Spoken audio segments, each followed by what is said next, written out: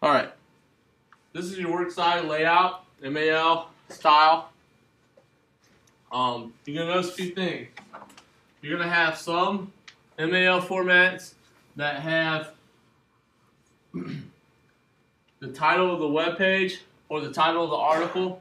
You're gonna have some that will have the last name of the author, let's say, or the interviewee. All right, and you'll have some title of the website. Whatever it is that you have on your works cited, you notice that you don't see unknown. If you don't know who the author is, then you will put the title of the web page or web article. If you don't know what the web article is, or you just got it from a website, then you will put the title of the website, all right, in there. If you know who the author is, you'll put the last name first. But how important is this 5 spaces? It needs to stick out so people can determine, all right, determine what your source is, or where your source is, excuse me.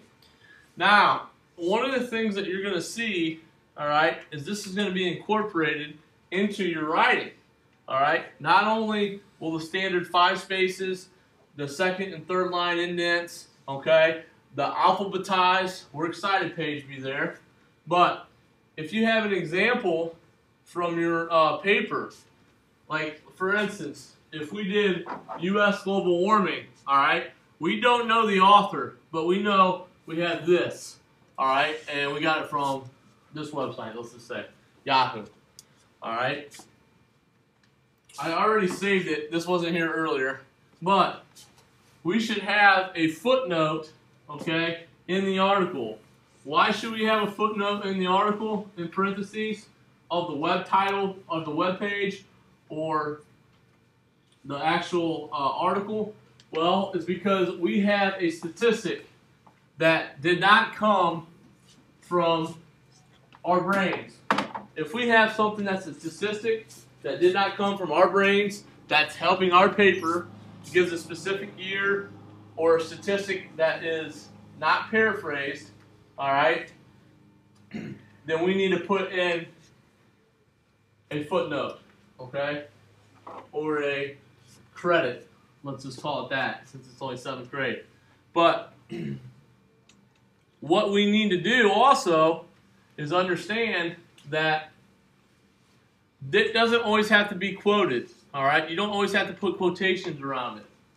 If it's not directly from that article, all right, then you don't have to put quotations in it, but you might have to footnote it. You might have to reference it where you got your information from so that people know that you got your information from this website.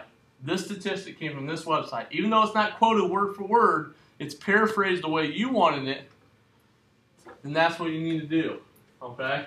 If it doesn't have an author, you would not put unknown in there. Does that make sense? This is our 7th grade English page. If you're looking for a little more help on this week, if you go down to student information, MLA, excuse me, works cited page, you can see how to format your works cited page. You can also use the Sun citation machine, but this will give you an example of how it should look on your paper when you're finished. This will also give you the basics to in-text citations. You can see some modern examples of how people did the different things, and actually how the period will come after.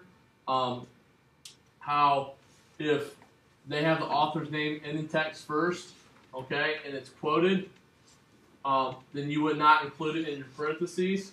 But if you do not have the author's name, you would actually have to put it in your parentheses. So it's just how you write is basically how the in-text quotation should go down.